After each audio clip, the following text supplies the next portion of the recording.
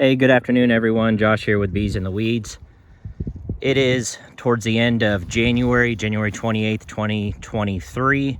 I know I haven't posted any videos for a couple weeks now. Just been really busy here at the house with work and the kids and whatnot.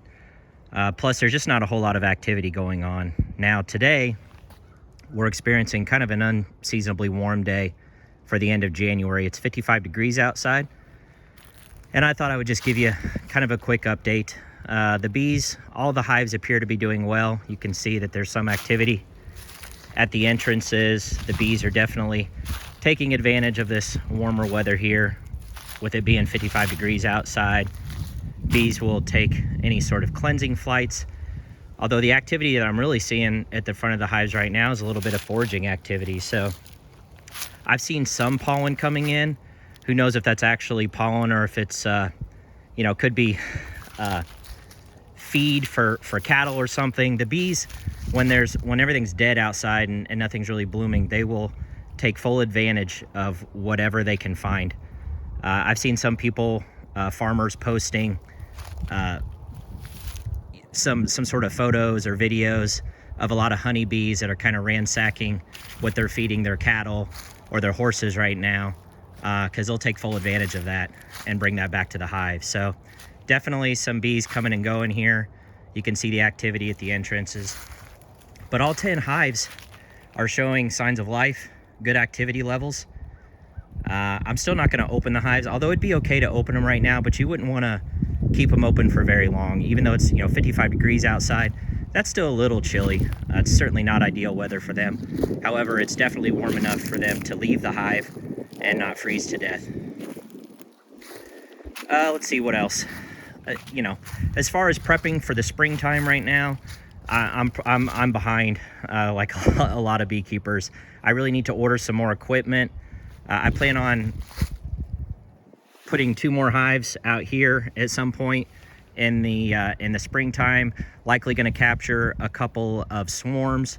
With me running single brood management, single hives, swarming is always an issue for me in the springtime.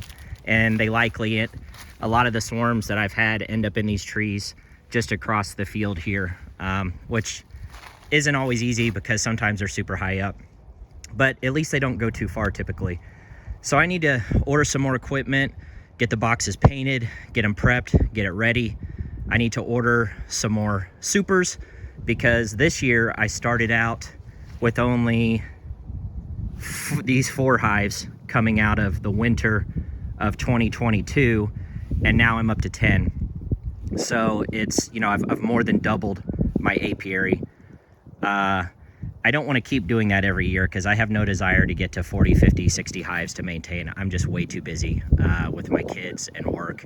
I'm not retired. I have a full-time job and I have little kids at home. So I don't have time to spend hours and hours out here every single day taking care of bees, which is another reason I haven't been able to post content as frequently as I'd like to.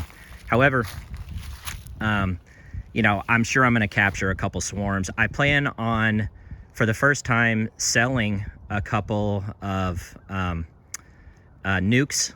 So it's either going to be swarms that I capture, or it's going to be early springtime splits that I make from some of my better queens in here. And then, of course, I'll make sure that queen returns mated and she's laying, and that 5-frame nuke is packed full of bees, and then see if there's any interest in people possibly wanting to purchase any. It's not my primary motivation by far. Neither is honey. I'm a beekeeper just to try to help pollinators and do my part. And I just enjoy it. I find it therapeutic. At times I can come out here and it's just me and the bees and it's pretty quiet.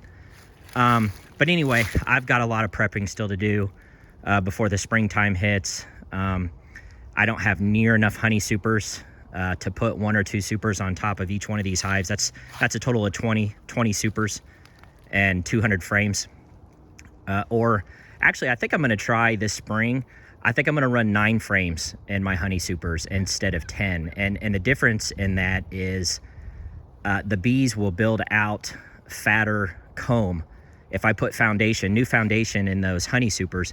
And I have a spacer that I'll show you guys later that equally spreads the 9 frames across a 10 frame honey super. and they will draw that wax out a little fatter. And what that does is when you go to harvest the honey and you use a knife, the heating knife that I use, it is much easier to cut the wax cappings off and extract the honey. Then when you have 10 frame supers, it's kind of hard to get the knife below the wooden frame to cut the top of the wax cappings off. And I'll show all that to you when I harvest later this, I guess it would be towards the end of spring, summertime. But yeah, I just wanted to post a quick update. Nothing really to show you other than, you know, kind of a warm day here and the bees are out flying. I don't know what they're finding, what they're gathering, but they are bringing back occasional bee here and there. I've noticed is bringing something back. So they're finding something out there, which doesn't surprise me because that's what bees do. They're incredibly resourceful and amazing scavengers, and they can find damn near anything that's out there. So pretty impressive stuff. But it is always exciting on these warm days as a beekeeper when you come out here and you look at every single one of your hives and you see good activity at the front, which tells you that you still have a good laying queen in there. The bees have survived the cold snaps that we've had, and they're getting ready to ramp up and take off in the springtime, which, you know, overwintering bees is always a I don't know, it always makes you feel good when you can be successful with it, because there's certain things of beekeeping that we can't control, and sometimes hives just fail. They could starve to death, which, hopefully we try to prevent that with supplemental feeding.